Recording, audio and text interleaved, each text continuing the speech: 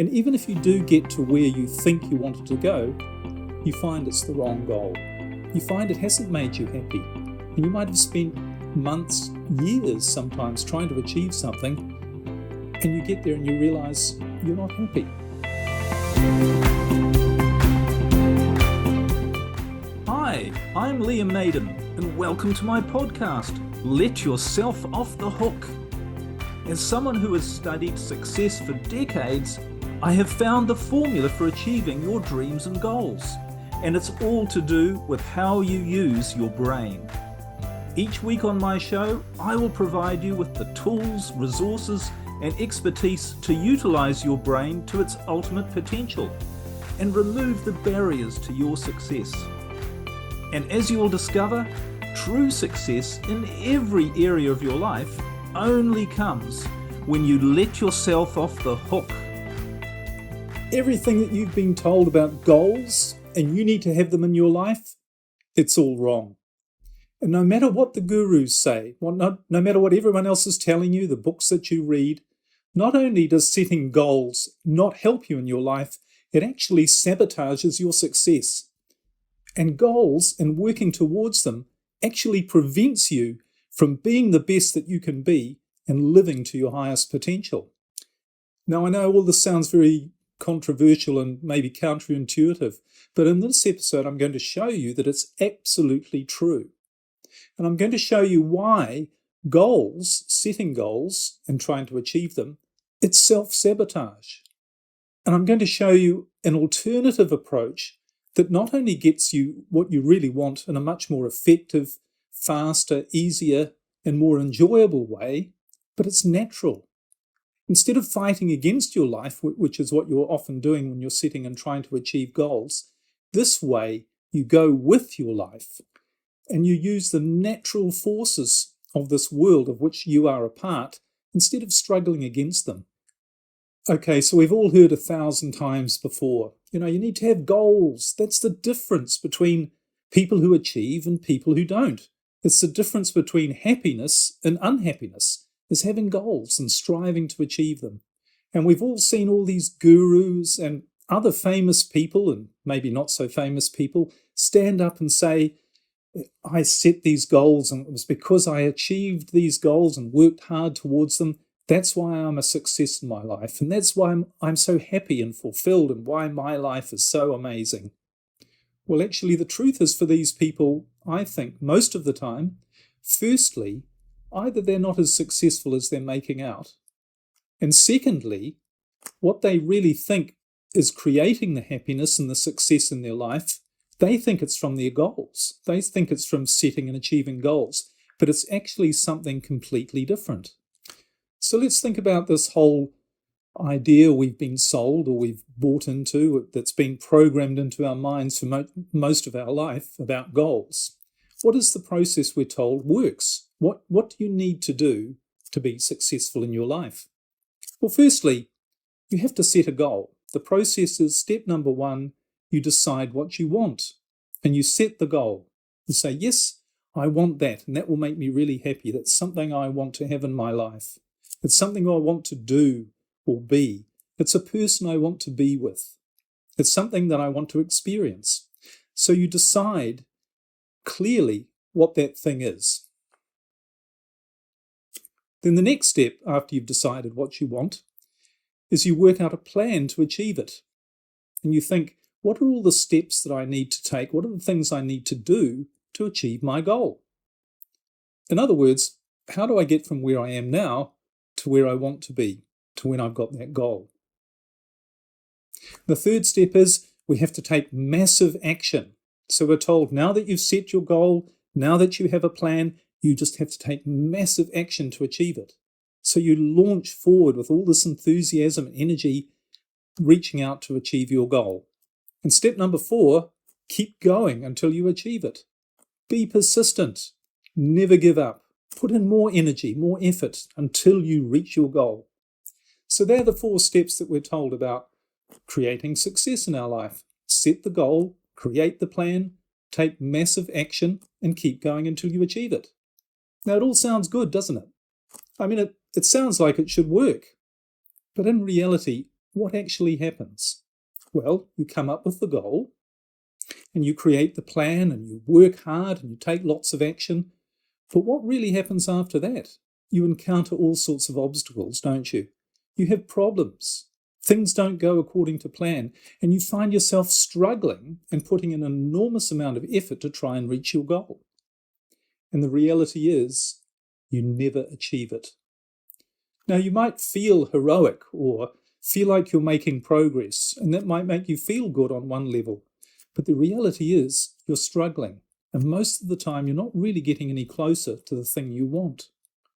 And it's all very time-consuming, stressful, frustrating. And what happens? Eventually, you give up on the goal. And all of the time you're thinking, the problem is with me. I'm not working hard enough. I'm not motivated enough. I need to learn more information. But actually, the problem isn't with you. The problem is with this whole goal-setting idea and process. Because here's the thing, and this is how we know that it's not you, but it's the process, is because very, very few goals actually ever get achieved. In fact, through my experience working with myself and other people, I'd say, and research backs this up, that about 2 to 3% of all goals that are set ever get achieved. In other words, there's a 97 to 98% failure rate when it comes to this whole process of trying to achieve goals.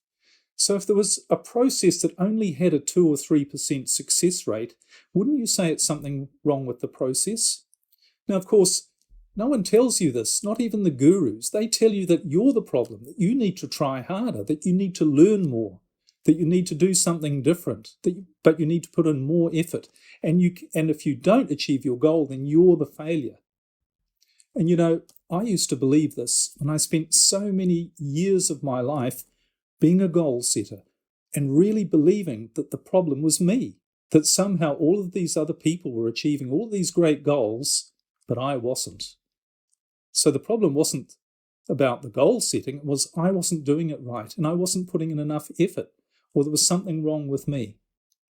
But the funny thing with my own life, it was only when I stopped really struggling to try and achieve goals. In fact, it's only when I stopped setting goals at all that my life started to work in a much better way than it had before. Because before, when I'd been struggling and working hard and writing down all my goals and creating plans and taking lots of action, sure, I achieved some success, but it wasn't real success. It wasn't fulfilling. It didn't make me truly happy. And most of all, it left me with all sorts of problems, frustrations, stresses, and all these things that were getting in the way of me really feeling great about my life.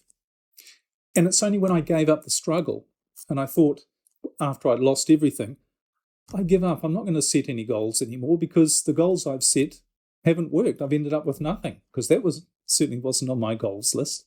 It's only when I did that I gave up this whole goal setting thing, that even without realizing it at the time, I was doing something quite different, which meant my life started to work in a much better way. And I've seen this for so many other people as well. And I've seen firsthand how goal setting really is self-sabotage. So let's look at why that is. And actually it's quite simple. And it's all to do with this thing between your ears, your brain, how your brain works, and how your brain really works to bring you the things that you want, and of course bring you the things that you don't want as well.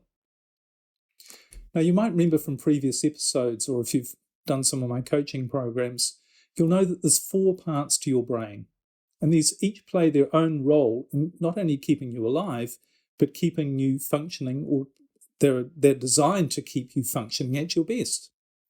But the most important part, the part whose sole purpose is to give you the best life possible, which means doing what you're supposed to be doing, what you love doing, being happy, being fulfilled, that's called your creative brain. And this is designed, as I said, specifically with the purpose to make you the best that you can be and to live what is your biological purpose, which is to survive. And you have the greatest chance for surviving when you are your best, which of course means being happy as well.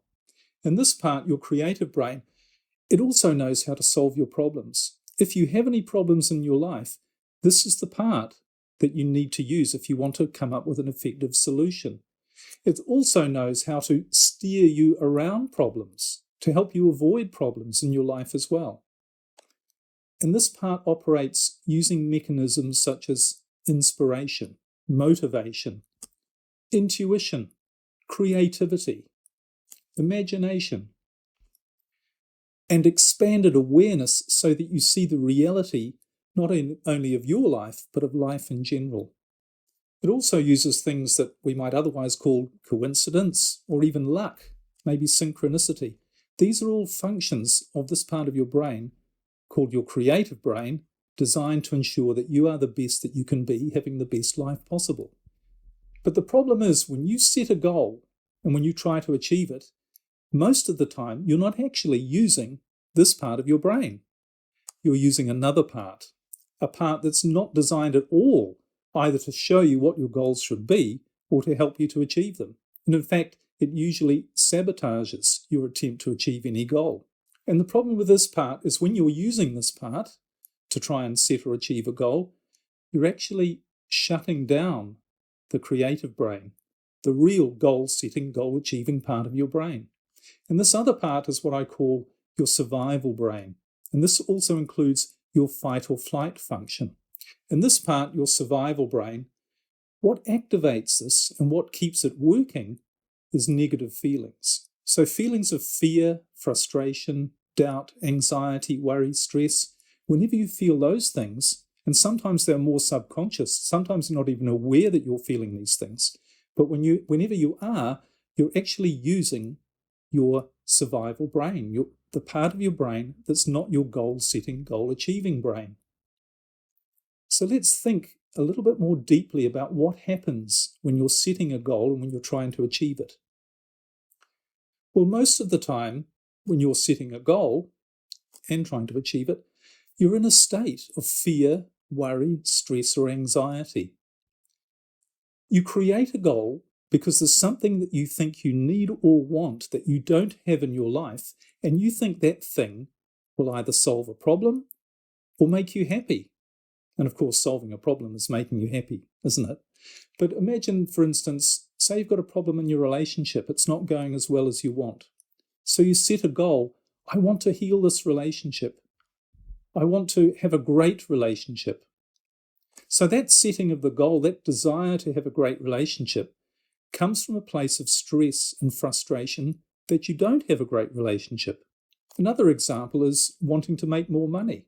So when you set the goal, I want to make more money, I want to be rich, I want to be richer, what you're saying is, I need more money. I can't be happy with what I've got. I need more money because I'm not able to do the things that are going to make me happy. So I'm feeling stressed and frustrated because I don't have enough. And sometimes we set a goal even when things are going well in our life, but we just feel the sense that something's not right, that there's something more, that we're still a bit frustrated. We're not really feeling that life is as good as it can be. So we think, well, what's a goal I could set that will bring me happiness, because I'm not as happy as I want to be. So we set a goal. But again, it comes from this feeling that I don't have everything I need right now to be happy, and I feel a sense of frustration or that there's something missing. So whatever it is, the point is you're in this state of need or want, of lack. There's something missing in your life. There's something that you want that you think is going to make you happier. And of course, when you're in that state and when you're feeling frustration or a lack or some sort of even a fear that if you don't get something you won't be happy, what are you doing? You're activating your survival fight or flight brain. And by implication, automatically, you're shutting down your creative brain. But the thing about your survival brain is it doesn't know what you want. It's not designed to know what you want. And it's certainly not designed to know how to get it for you. All your survival brain is an emergency weapon designed to fight off an attacker or a threat to your survival, to protect you from an immediate danger. That's all it's there for. It has no awareness about what you really need or how to get it for you. And this part of your brain has access to information, but it's very limited. And we'll talk shortly about where it gets its information from and why it is very limited. So the result is you're trying to set a goal with a part of your brain that doesn't know what you want, really, to make you happy, and it doesn't know how to get it for you. And all it can do, as I just mentioned earlier, is all it can do is look for some information to try and find the answer, but it's very, very limited because it actually gets its information from another part of your brain, which is also limited, which is what I call your thinking brain. Now, your thinking brain is actually like a library or a database, and it contains all of the information that you've gathered in your life through every experience and every moment of your life. But that's all it is. It's limited. It doesn't have all of the information that exists. It's only what you've picked up yourself. And if you really think about it, if you want the answer to a question, one being, what should I do with my life? Or what do I need to be happy? Or what do I need to have in my life to feel my best and to be my best? If you're only going to use the information that's stuck or that's limited to what you've experienced in the past, you're not necessarily going to find the answer there. In fact, you probably won't. So as an example, when you're feeling stressed and you set a goal and say, I'm not happy, and this is what's going on in your head, isn't it? I'm not happy. I need to fix my relationship. I need to have a great relationship. I need to make more money. Then when you're in that state of frustration and you set that goal, your survival brain says, okay, I think what you need to be happy is to have that. I don't know, but it sounds like a good idea. And why does it say that? Because it looks into the thinking brain, and the thinking brain says, well, you've heard somewhere in the past that if you're a millionaire, you'll be happy.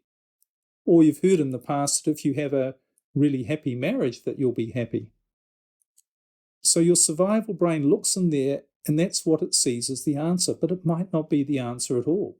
You being married to that person, and it might not be a great relationship or a great marriage, even though you think on the surface it might. You making $1 million might not make you happy. But to the survival brain, which only has limited information, it looks like it will. So that's the goal that you go after. So you can see you're already at a big disadvantage. You've limited yourself to finding a goal that you think might make you happy, but you don't know. And in fact, you're using the part of your brain that doesn't know either. The part of your brain that does know, you're not accessing when you're in a state of fear and anxiety and worried about not having enough. And of course, what's the next thing you do in the plan and the process of setting and reaching a goal? You take massive action. But again, this is a big problem when you're using your survival brain, because remember, your survival brain is only designed to fight off an attacker, and it does that by reacting. So if something rushes towards you to hurt you, you react, you jump out of the way, or you defend yourself. But that's all it is a reactive state. So the massive action you take in trying to achieve a goal when you're in that state is only going to be reactive as well. And so you're going to take a lot of the wrong actions. You're going to do a lot of the things that make your situation worse rather than better. Because in this reactive state, what tends to happen is you just do something out of impulse and hope that it'll work, hope that it'll make things better, and usually it doesn't. And in this state, you say to yourself, what do I need to do now? Right, I'll do it. And you're not really thinking about the consequences of it, not as fully as you should. And of course, it often turns out to be the wrong thing. And all of that just pushes you further away from your goal. And you end up using all this energy, all this time. It's just a waste of time and energy. And of course, the other thing you do is you create more problems. And then you waste and use up even more time and energy and create more stress and frustration for yourself. And that's part of step number 4, isn't it? Which is to keep going till you reach it. You just keep doing the wrong things. You keep putting in more energy, more massive effort, but you don't get anywhere. All it does is wear you down. And even if you do get to where you think you wanted to go, you find it's the wrong goal. You find it hasn't made you happy. And you might have spent months, years sometimes trying to achieve something, and you get there and you realize you're not happy. And so many people this happens to, where they they reach the stage in their career, or the amount of money they thought they would need to be happy, and they can't figure out why they're not happy. And it's all because it's the wrong goal that they've set, because they've been using the wrong part of their brain, the part that doesn't know what their goal should have been all along. So doesn't it make sense not to waste all of this time going after the wrong thing? Because here's the thing, you don't want life to be a grind. You don't want life to be full of problems and stress. And you certainly don't want your life to be going off down the wrong track. You want to know you're going down the right track. But the only way you can do that is by using the part of your brain that knows what the right track is. And that's your creative brain. Okay, so if the solution is the process of goal setting doesn't work, what is the solution? How do you manage your life? How do you achieve all of the things you want so that you are excited about your life, so that you're living your life at your highest potential? And not only that, but feeling deeply fulfilled and grateful and in wonderment of how your life actually is. How do you do that? Well, the first thing is just to be honest and accept the truth that goal setting doesn't work. You really have to let go of that idea that setting goals works, because it doesn't. And if you keep going down that track of thinking that by setting goals out of need or fear or frustration that somehow you're going to be able to achieve those goals and then live a happy life, you need to get out of that way of thinking, because it's never going to happen. When you activate the part of your brain that is activated when you feel all those feelings of fear, need, worry, frustration, that's going to keep you stuck. It'll never give you what you really want. And the other thing to do is to learn what this other part of your brain is, what this creative part of your brain is, and start using that to manage your life. That's its job. It's there to manage your life. It's responsible for your happiness. It's responsible, and it's there to make sure that you avoid problems. And that if you do have problems, it's responsible to give you the fastest, most effective, most efficient way to solve those problems. But as you'll know by now, this part of your brain, your creative brain, doesn't work through force, struggle, grim determination, because all of those things are built on underlying fear. So that's the name of the game. The game is not about learning how to be a better goal setter, learning how to put in more effort, learning how to come up with better plans and strategies. It's not anything to do with that. What it's about is learning how to use your brain the right way. This machine that you have, use it the right way so that it gives you the results it's designed to do. It's designed to give you the best life possible. Because it's only when you're living the best life possible that you have the greatest chance for survival. And survival is your purpose biologically. Here are a few things to think about when it comes to setting goals.